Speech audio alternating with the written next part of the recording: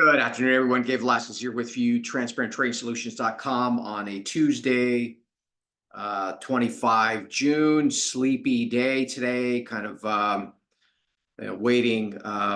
We got two possible catalysts. We got the debate, presidential debate on Thursday night and the core PCE on Friday.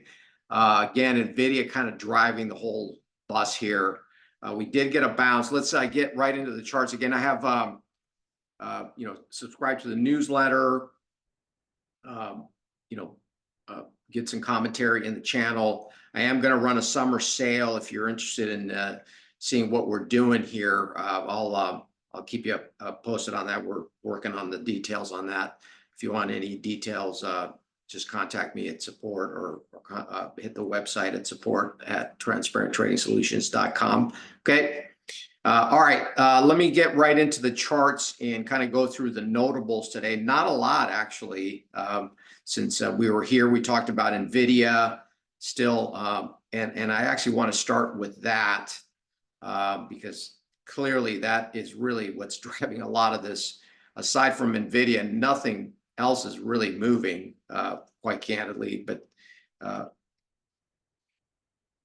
what happened on Friday, which obviously has been chronicled, we had that big reversal, traded, and incidentally, last night in London, NVIDIA traded down to that level right there at 115, and as I've been writing and actually talking to my members about, clearly this is still a much beloved stock. The buy the dip is still not done. The question now becomes, is it going to come up and make a new high at 140 and build a double top type formation, or are they going to clear it out and go higher? Anything in the middle here is going to be very, very tricky. There's going to be a little bit of bump in the, kind of a speed bump, probably around 130, where it kind of hung out here a little bit before it made that last leg up. So that would be the only level I would see. But I think eventually, we go work our way down to this area here. And again, if any of these scenarios will obviously drive the indexes, particularly the NASDAQ futures and the S&P. So if you look at today, obviously we had a jump in the markets overall, but again, just kind of looking at the overall chop, not really anything that changes the current dynamic. You can see we're just kind of meandering here, chopping around. I think we got to break 5,500 or possibly make another new high, but it's been very, very choppy over the last 3-4 trading days. Similarly with the NASDAQ futures, we got a nice lift for the obvious reason. Now we're coming up against this. Let's see, again, this is going to be predicated on if NVIDIA can rally above 130, then I think we go back up and make a new high. And also the same old dynamics with the Dow.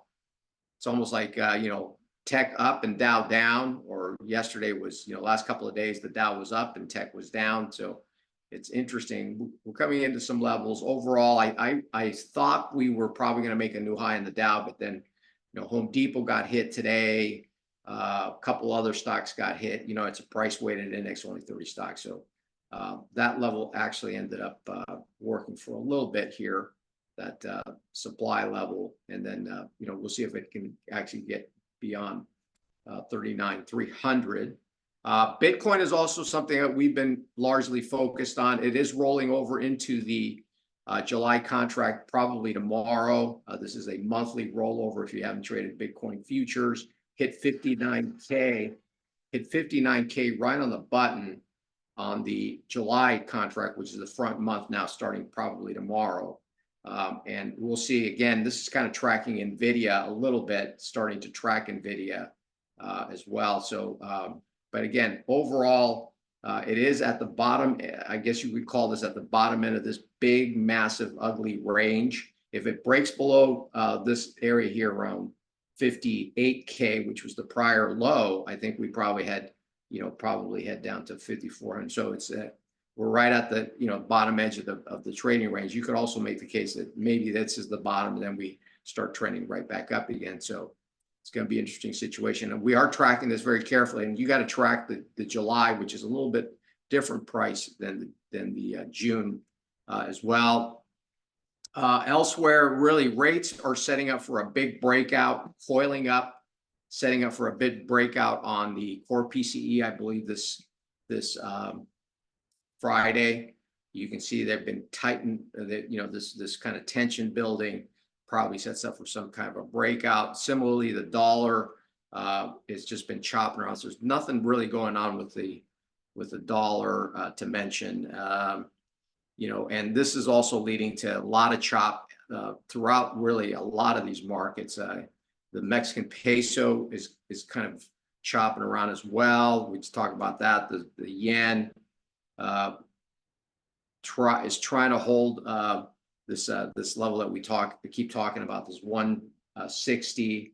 We're very close. We'll see if that breaks out, or the dollar breaks out. In other words, the dollar yen goes above 160. That would be a major breakout, like a 30-year type of situation. We'll see. All the rest of the markets, really not much to talk about. Gold, silver, it's just a big old mess in here. Not anything actionable. We'll see if that changes. Oil kind of swinging sideways. Interesting though, despite the kind of weakness today in oil, not really breaking, just kind of consolidating here. And nat gas futures, the oil stocks, which we're involved with, LNG, which we've been involved with in the past, broke out. EOG, which we're long right now with calls, that's starting to really start perking up. So the energy shares are really starting to perk up as well, even despite the weakness. So that's a really good sign for the stocks when you have the underlying commodity pulled back and the shares actually still gaining. You can see LNG, which is a transporter of liquid natural gas, acting really, really well. And then the grain market's been just getting under a lot of pressure lately. We'll see if 11 a bushel is a very key level on the soybeans. We'll see if that actually holds.